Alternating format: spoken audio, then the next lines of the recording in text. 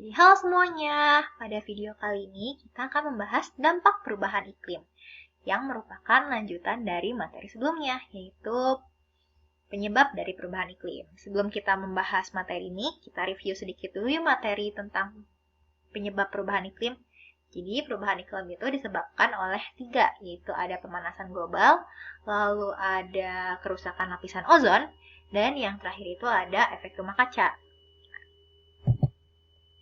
Dari ketiga gambar ini, kira-kira apakah dampak yang dirasakan oleh manusia dan juga hewan bahkan tumbuhan di daerah tersebut, seperti misalnya ada yang terkena banjir, lalu ada terkena bencana alam dan sebagainya. Mungkin diantaranya adalah terganggunya habitat mereka atau bahkan mengancam nyawa bagi hewan-hewan dan juga tumbuhan seperti itu. Nah, oleh karena itu, kita bahas beberapa dampak yang dapat dirasakan oleh manusia dan juga makhluk hidup lainnya.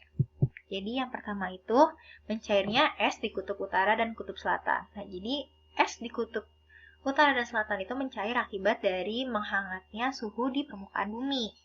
Dan akibatnya volume air laut itu akan meningkat seperti itu. Lalu selanjutnya, naiknya permukaan air laut. Nah, akibat dari mencairnya es di kutub utara, lalu mengakibatkan bertambahnya volume air laut, maka permukaan air laut juga akan ikut naik, seperti itu. Lalu selanjutnya, berkurangnya sumber air bersih. Jadi ketika permukaan air laut yang sudah meningkat, maka akan atau berkemungkinan untuk mencemari sumber air bersih yang digunakan manusia dan juga makhluk hidup lainnya. Oleh karena itu, sumber air bersih tidak dapat digunakan. Akibatnya, pasokan air bersih juga pasti berkurang. Selain itu, juga berkurangnya sumber air bersih dapat disebabkan oleh kemarau yang cukup panjang. Seperti itu. Nah, selanjutnya ada pergeseran musim, yaitu musim kemarau berlangsung lebih lama dan musim hujan itu berlangsung lebih cepat. Akan tetapi curah hujan pada musim hujan itu lebih tinggi. Jadi di sini ketika musim kemarau berlangsung lebih lama akan menyebabkan kekeringan. Jadi tidak ada air dan sebagainya, dan tentunya dapat mempengaruhi ekosistem pada daerah yang terkena kekeringan, di mana mereka tidak dapat mengambil minum, lalu tidak dapat beradaptasi dengan suhu, dan sebagainya. Lalu, apabila curah hujan lebih tinggi akan menyebabkan beberapa bencana, misalnya bencana banjir dan juga bencana longsor. Nah, dari kedua bencana tersebut tentunya dapat mempengaruhi ekosistem di daerah tersebut. Jadi, misalnya ketika longsor, tumbuhan-tumbuhan akan mati tercabut dari tanahnya sehingga tidak dapat tumbuh kembali, lalu hewan-hewan ada yang kehilangan habitatnya dan bahkan mungkin ada yang terkena dampak dari longsor, yaitu mati atau terluka sehingga mempengaruhi populasi dari tanaman dan juga hewan di daerah bencana tersebut. Lalu selanjutnya meluasnya penyebaran penyakit tropis seperti malaria, diare, dan juga demam berdarah. Nah, apabila penyakit-penyakit tersebut tidak dapat ditangani secara cepat dan juga tepat, maka dapat mempengaruhi keselamatan dari manusia atau dari penderitanya, seperti itu. Jadi, tentunya dapat mengurangi populasi manusia. Lalu selanjutnya, hilangnya flora dan fauna akibat tidak dapat beradaptasi. Nah, ini berhubungan dengan pergeseran musim. Jadi misalnya ketika musim kemarau berlangsung lebih lama, tentunya akan terjadi kekeringan. Dan ketika itu, flora dan fauna tidak dapat beradaptasi dengan cepat dan mengakibatkan mereka mati, sehingga populasi hewan dan tumbuhan tersebut akan berkurang dan mungkin terancam punah. Selain itu juga sumber air bersih mempengaruhi dari flora dan fauna di daerah tersebut. Seperti itu. Lalu yang terakhir itu ada terjadinya krisis ketersediaan makanan. Nah, ini merupakan gabungan dari dampak-dampak sebelumnya. Jadi, misalnya karena tidak ada air bersih, lalu terjadinya pergeseran musim, dan juga tidak adanya atau hilangnya flora dan fauna, sehingga membuat manusia kesulitan mencari makanan karena makanan manusia itu berasal dari hewan dan juga tumbuhan. Lalu manusia juga membutuhkan air bersih untuk bertahan hidup seperti itu. Dan apabila krisis ketersediaan makanan ini akan terus berlanjut, maka berpengaruh kepada tentunya ekosistem manusia, dan tidak hanya itu bisa juga berpengaruh kepada hewan-hewan di mana mereka tidak dapat memakan tumbuhan dan juga memakan hewan lainnya seperti itu. Karena masih ingat kan dari rantai makanan, jadi karena rantai makanan yang di bawahnya itu terpengaruh, maka rantai makanan yang di atas juga ikut terpengaruh seperti itu. Nah, kira-kira bagaimana dampak perubahan iklim di setiap negara? Jadi di sini kita juga akan membahas dampak perubahan iklim di berbagai negara di dunia.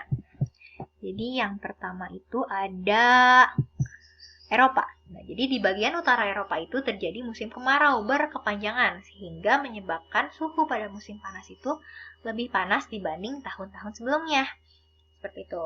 Jadi lebih panas dibanding tahun-tahun sebelumnya, dan juga kekeringannya juga akan jauh lebih berdampak, atau musim panasnya juga akan jauh lebih berdampak di negara-negara tersebut. Lalu di Rusia itu terjadi kebakaran hutan Siberia, di mana dapat mempengaruhi populasi tanaman dan juga hewan di hutan tersebut.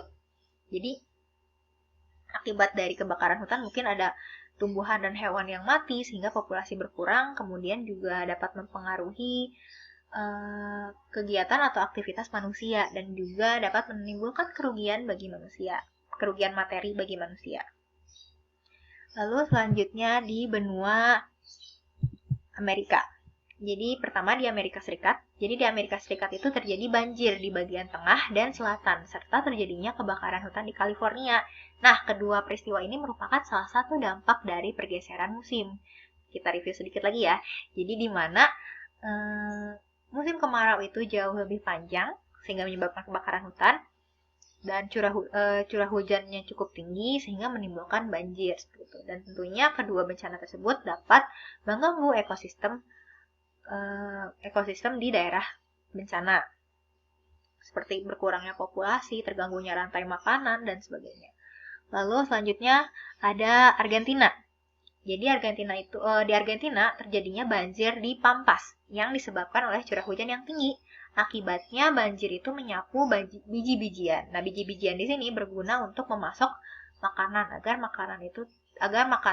pasokan makanan itu tetap terjaga. Jadi apabila biji-bijian itu tidak ada, maka kemungkinan bisa terjadi krisis makanan apabila banjir itu terus berlanjut.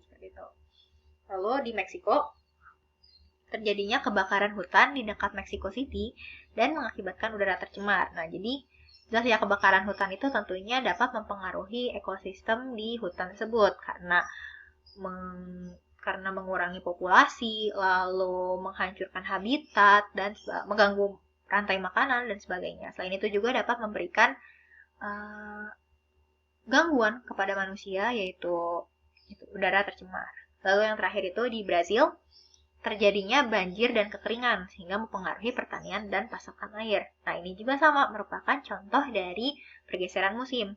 Jadi terjadi banjir dan juga kekeringan. Lalu selanjutnya ada benua Asia dan Australia. Jadi yang pertama di Jepang. Jadi suhu saat musim panas di Hokkaido itu lebih tinggi dibanding tahun-tahun sebelumnya. Dan mungkin bahkan tidak hanya di Jepang, akan tetapi terjadi di hampir seluruh bagian dunia atau negara yang memiliki musim panas. Seperti itu. Jadi selanjutnya ada India. Di India itu mulai sering terjadi kekeringan, sehingga pemerintahnya juga memberikan perhatian yang lebih pada fenomena kekeringan. Seperti itu. Lalu selanjutnya di Korea Selatan terjadinya kebakaran hutan terbesar dibanding tahun-tahun sebelumnya, dan bahkan kebakaran hutan tersebut itu merupakan paling besar di sejarah Korea Selatan.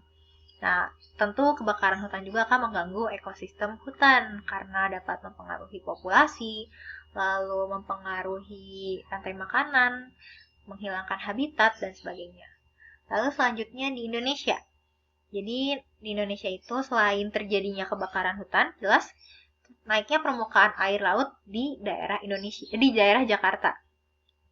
Jadi di Jakarta itu setiap tahunnya permukaan air laut itu naik tidak cukup besar, hanya beberapa sentimeter, akan tetapi apabila pemerintah dan masyarakatnya tidak menanggulangi fenomena tersebut, maka di tahun-tahun yang akan datang, Jakarta itu akan tenggelam. Bahkan setengah dari daerah Jakarta itu akan tenggelam. Lalu selanjutnya ada Israel.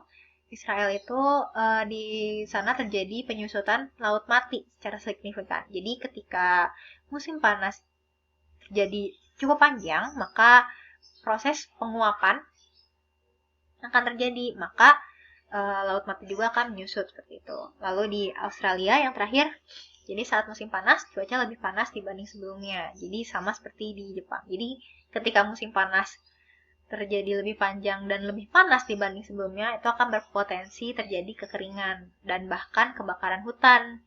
Jadi waktu itu sempat di Australia itu terjadi kebakaran hutan, di mana populasi bahkan ekosistem di sana juga terganggu dan bahkan merugikan manusia yang tinggal di sekitar daerah tersebut. Lalu selanjutnya ada Afrika. Jadi pertama di Nigeria itu mengeringnya Danau Chad. Jadi Danau Chad itu merupakan sebuah danau yang cukup besar, jelas karena namanya danau. Jadi di sana itu terjadi proses penguapan yang cukup cepat akibat dari kekeringan, dan penguapannya itu atau penyusutannya itu sampai 90%. Jadi hanya tersisa sedikit air di Danau Chad. Lalu selanjutnya di Afrika Selatan terjadi keterbatasan air bersih. Jadi di sana sempat terjadi kekeringan yang cukup parah, di mana negaranya kekurangan pasokan air bersih. Dan bahkan di ibu kotanya sendiri itu sempat pasokan airnya itu ditutup sampai 2 hari akibat air bersihnya itu kurang, seperti itu. Lalu yang terakhir di Kenya itu sulitnya turun hujan sehingga menyebabkan kekeringan, dan bahkan di Kenya sendiri itu sempat terjadi krisis makanan akibat dari kekeringan karena mereka tidak dapat bercocok tanam, hewan-hewan juga berkurang, seperti itu. Oke, jadi selanjutnya adalah kesimpulan. Jadi perubahan iklim itu dapat memberikan dampak kepada manusia dan juga kepada makhluk hidup yang ada di bumi. Dampak dari perubahan iklim antara lain mencairnya es di kutub utara dan selatan, naiknya permukaan air, tidak tersedianya air bersih, pergeseran musim, menyebarnya penyakit tropis, hilangnya flora dan fauna, dan juga yang terakhir krisis makanan. Jadi oleh karena itu kita perlu menjaga bumi kita agar bumi kita itu tetap bertahan dalam waktu yang jauh lebih lama. Selain itu juga karena nantinya kita yang akan menempati bumi ini, seperti itu. Nah, untuk mengetahui bagaimana cara kita dapat mengurangi atau beradaptasi dengan perubahan iklim, materi tersebut akan dibahas minggu depan. Oke, jadi sampai ketemu di video selanjutnya dan selamat belajar. Wassalamualaikum warahmatullahi wabarakatuh.